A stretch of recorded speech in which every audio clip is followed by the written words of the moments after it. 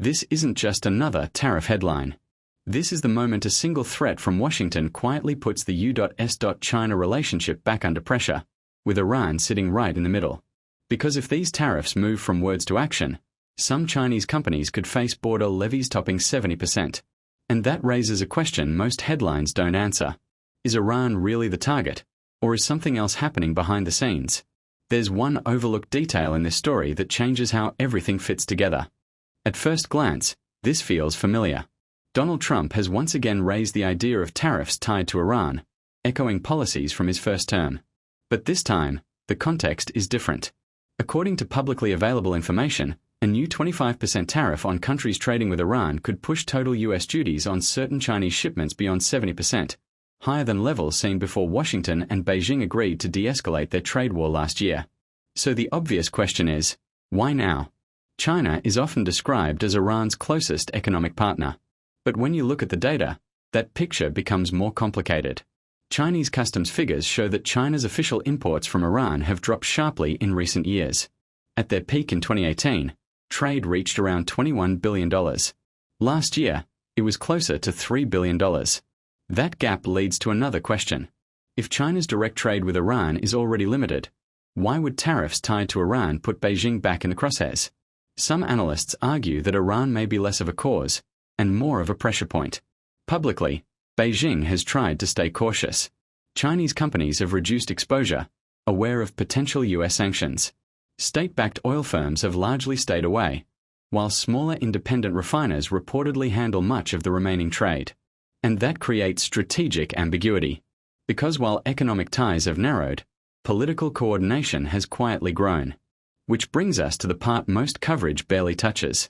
Iran sits at a critical junction in China's Belt and Road Initiative, a corridor connecting East Asia to the Middle East. Any renewed attempt to isolate Iran doesn't just affect trade figures. It raises questions about China's long-term regional strategy and its broader vision of global connectivity. At the same time, Trump has hinted at a possible visit to Beijing in the coming months, with talk of a new trade agreement already circulating. So here's the tension. If a deal is coming, why introduce a threat that could reopen old wounds? And if the tariffs are meant as leverage, how enforceable are they really? Analysts point out that similar tariff threats in the past were announced loudly, but implemented unevenly. Which leads to one final question that ties everything together. Is this about enforcement or positioning? What this situation really reveals isn't just a tariff dispute. It's how economic pressure, diplomatic signaling, and long-term strategy intersect, often without clear answers in the moment. Iran may appear to be the focus, but the larger story is about how far Washington is willing to push, how Beijing chooses to respond, and whether both sides are preparing for confrontation or negotiation. In the next video, we'll break down what China can realistically do next, and why some analysts believe Beijing may simply wait and test whether these threats turn into action. If you want to understand where this is heading, not just what was said, that's where the story. And here's where the story becomes more layered. Because even inside China, there's no full consensus on how serious this tariff threat actually is. Official statements from Beijing remain measured.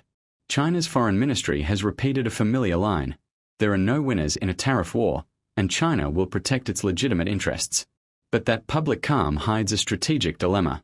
If China responds aggressively, it risks escalating tensions at a moment when trade talks may still be on the table. If it does nothing, it risks appearing passive, especially as tariffs tied to third countries could quietly reshape global supply chains. And that leads to another question. Is the real pressure aimed at Chinese companies, or at China's global posture? Because Iran isn't just an energy supplier. It's a transit point, a logistical bridge between East Asia and the Middle East, and a strategic node in China's broader connectivity plans. Any disruption there forces Chinese exporters and logistics firms to reroute, raising costs, increasing delays, and weakening competitiveness in markets far beyond Iran itself. And this is where enforcement becomes key. Previous U.S. tariff announcements tied to Russia and other sanctioned trade flows were, according to analysts, unevenly applied. Some shipments were targeted. Others moved with little friction. That inconsistency sends its own message. It keeps companies guessing. And uncertainty, in many cases, is more effective than direct enforcement. So why bring Iran back into focus now? One explanation points to timing. The US election cycle is approaching. Foreign policy signaling often intensifies during these periods, not necessarily to resolve issues, but to frame them. Another explanation is leverage. By linking tariffs to Iran, a country with limited but symbolically important ties to China, Washington may be testing how far Beijing is willing to go to defend partners that fall outside its core economic interests. Because here's another rarely discussed detail. In China's diplomatic hierarchy, Iran is classified as a comprehensive strategic partner, but not an all-weather partner like some others. That distinction matters. It signals flexibility. It allows Beijing to adjust its level of involvement without formally abandoning the relationship. Which raises another uncomfortable question. If pressure increases, how much political cost is China actually willing to absorb for Iran? At the same time, independent Chinese refiners, not state-owned giants, reportedly handle much of the remaining oil trade. That separation creates plausible distance. Beijing can argue that official entities are compliant, while market actors operate independently. And in global trade disputes, that ambiguity can be strategically useful. But it also creates vulnerability, because smaller firms are easier to pressure, easier to sanction, and easier to exclude from Western markets. So the risk may not be systemic, but selective. Targeted pain instead of broad confrontation. And that kind of pressure often reshapes behavior quietly, without a formal showdown. Which leads to another layer of the story. If tariffs tied to Iran are selectively enforced, they could accelerate a trend already underway, the fragmentation of global trade into parallel systems. Companies begin designing supply chains not just for efficiency, but for political resilience. Redundancy replaces optimization. And once that shift happens, it's difficult to reverse. So the question becomes less about whether these tariffs are enacted, and more about what companies start doing in anticipation of them. And now, let's dig even deeper into the strategic undercurrents.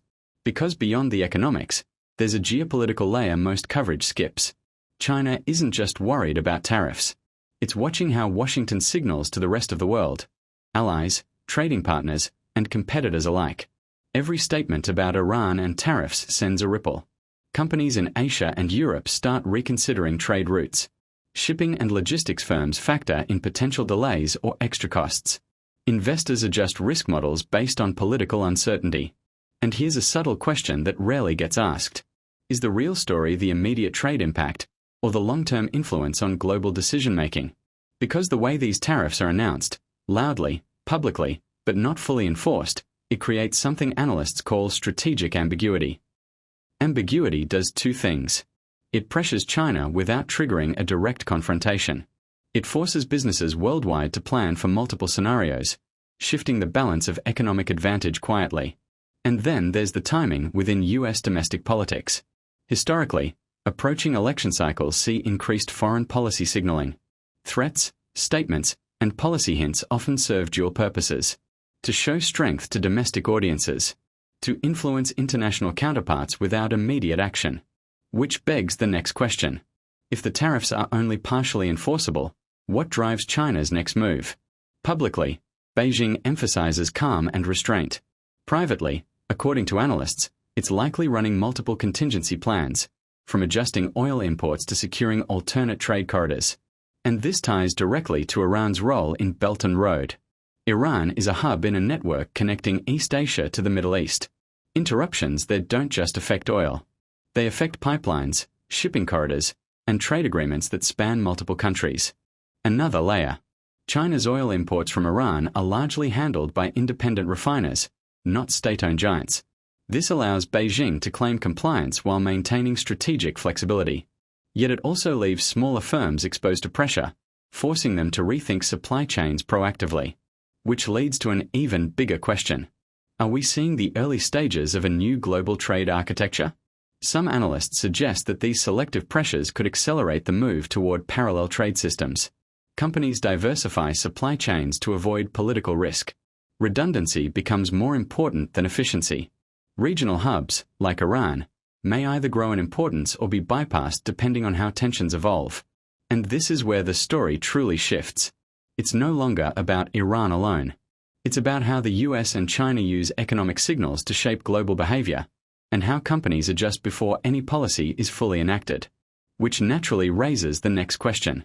If ambiguity can be so effective, why risk clear, high-profile announcements? Because in geopolitics, perception often matters as much as action. Announcing a tariff threat sends a message. To China, we are watching, we have options, and we can act if needed. To allies, we set the terms, we influence the game. To markets, adapt, hedge, and anticipate risk. And here's the subtle twist most headlines miss.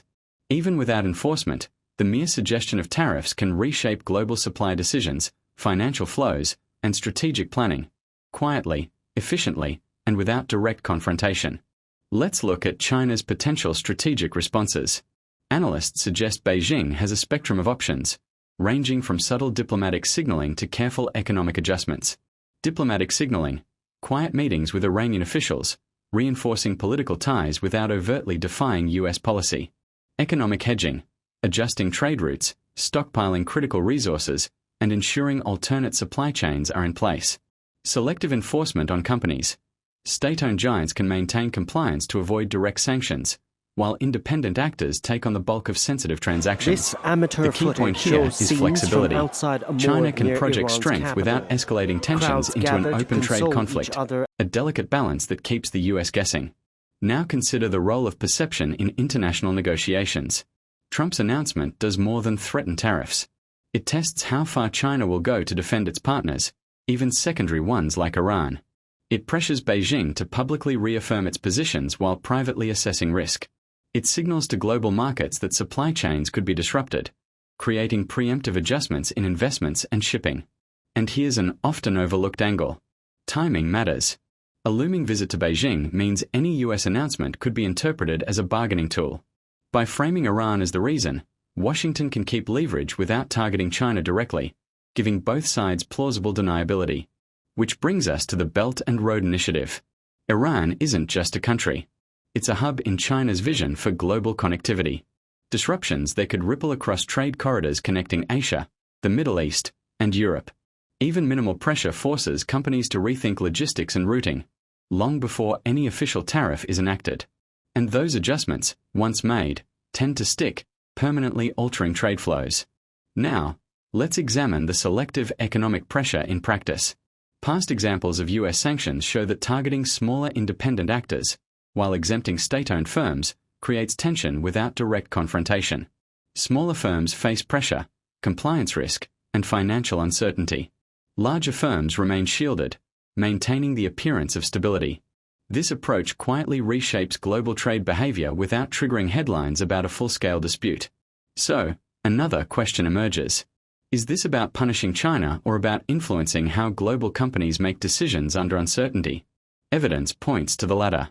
The US may use strategic ambiguity as a tool to shift global economic patterns preemptively, rather than relying on enforcement alone. Next, consider the broader geopolitical ripple effects. Venezuela, Russia, and other strategic partners may watch carefully to understand the limits of US pressure. Regional markets could begin diversifying supply chains to reduce reliance on any single route or partner. Financial institutions may adjust risk models, influencing investment flows across multiple continents. Even before any tariffs are applied, the anticipation alone begins reshaping global economics. Finally, a subtle but critical point. Behavioral change is often more powerful than policy action. Companies anticipate disruption and act first. Governments signal intent and test reactions. Markets adjust automatically.